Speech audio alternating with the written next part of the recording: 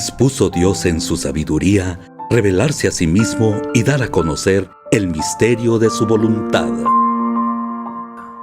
El Evangelio del Día, en voz de Monseñor Enrique Díaz, a través de Radio María, voz de esperanza.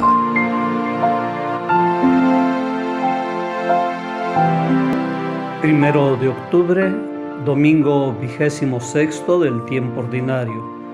Evangelio de San Mateo, capítulo 21, versículos del 28 al 32. En aquel tiempo Jesús dijo a los sumos sacerdotes y a los ancianos del pueblo: ¿qué opinan de esto? Un hombre que tenía 2 hijos fue a ver al primero y le ordenó: Hijo, ve a trabajar hoy en la viña. Él le contestó: Ya voy, Señor, pero no fue. El padre se dirigió al segundo y le dijo lo mismo. Este le respondió: No quiero ir, pero se arrepintió y fue. ¿Cuál de los 2 hizo la voluntad del Padre? Ellos le respondieron: el segundo.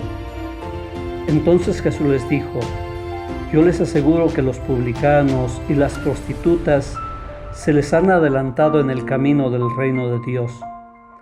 Porque vino a ustedes Juan, predicó el camino de la justicia y no le creyeron. En cambio, los publicanos y las prostitutas sí le creyeron. Ustedes ni siquiera después de haber visto se han arrepentido ni han creído en él. Palabra del Señor. Parece un hablar cantinflesco, pero es una realidad cada día más presente. Dar respuestas ambiguas y proponer compromisos sin intención de cumplirlos. Decir que sí y después decir que siempre no. O bien decir que no y al final de cuentas resulta que siempre sí.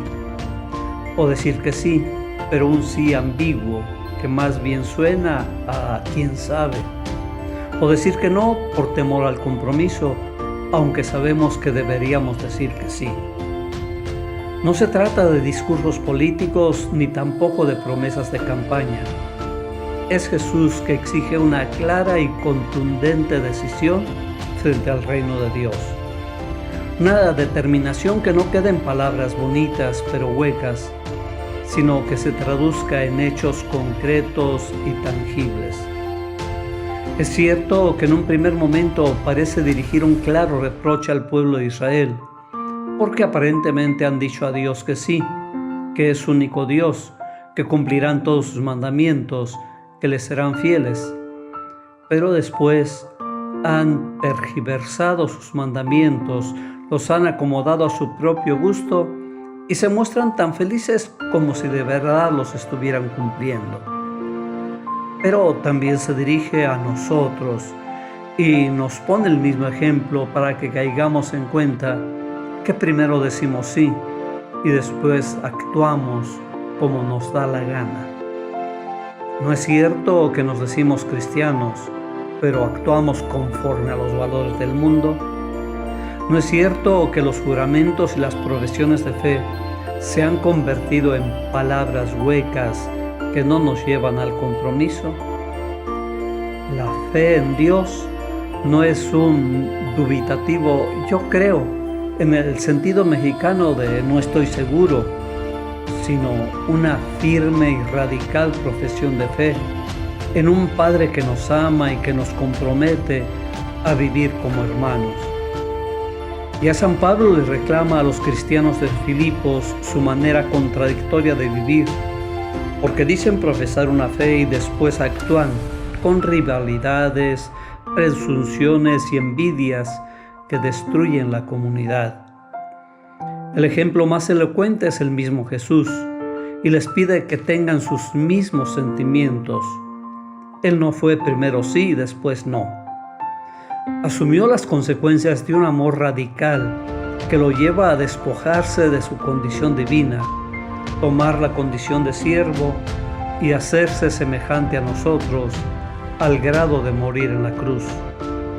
Son consecuencias de una palabra dada, de una palabra que se hace carne por amor, de una palabra que se hace servicio y que por lo mismo, con su resurrección, da nueva vida. Los mexicanos nos caracterizamos por tener un facilísimo sí, que después no implica ningún compromiso. Gritamos y alabamos a la Virgen de Guadalupe, hacemos peregrinaciones y entonamos viva a Cristo Rey. Pero después pisoteamos los valores del reino, nos mostramos intransigentes con el prójimo, rechazamos el perdón y no dudamos en herir, en humillar y en despreciar. Somos indiferentes a los valores del Evangelio e incluso nos vemos inducidos a comportamientos contrarios a la visión cristiana. Aun confesándonos católicos, vivimos de hecho alejados de la fe, abandonando las prácticas religiosas, mintiendo y cometiendo injusticias y perdiendo progresivamente la propia identidad de creyentes, con graves consecuencias morales, espirituales y sociales. Hay bastantes cristianos que terminan por instalarse cómodamente en una fe aparente sin que su vida se vea afectada en lo más mínimo por su relación con Dios. Nuestra respuesta al amor de Dios nos debe llevar a un sí sostenido y constante que nos permita soñar metas que siempre habíamos creído inalcanzables y construir una nueva sociedad. La fe es para vivirla y debe informar las grandes y pequeñas decisiones y se manifiesta en la manera de enfrentarse con los deberes de cada día. No basta con asentir a las grandes verdades del credo, tener una buena formación y algunos sacramentos. Es necesario vivir nuestra palabra, practicarla, ejercerla. Debe generar una vida de fe que sea a la vez fruto y manifestación de lo que se cree. Dios nos pide servirle con la vida, con las obras, con todas las fuerzas del cuerpo, traducirlo en una nueva visión que consiste en mirar las cosas, incluso las más corrientes, lo que parece intrascendente, en relación con el plan de Dios sobre cada criatura.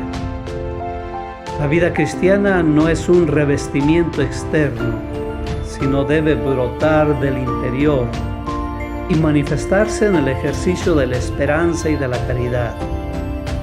Se expresa a través del actuar humano, al que dignifica y eleva al plano sobrenatural.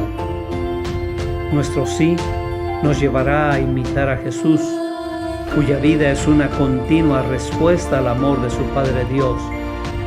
Nos conducirá a ser hombres y mujeres de temple, sin complejos, sin respetos humanos, veraces, honrados, justos en los juicios, en los negocios, en la conversación, en la política, en la familia. Nuestro sí y nuestra fidelidad no están reñidos con una clara conciencia de nuestra fragilidad.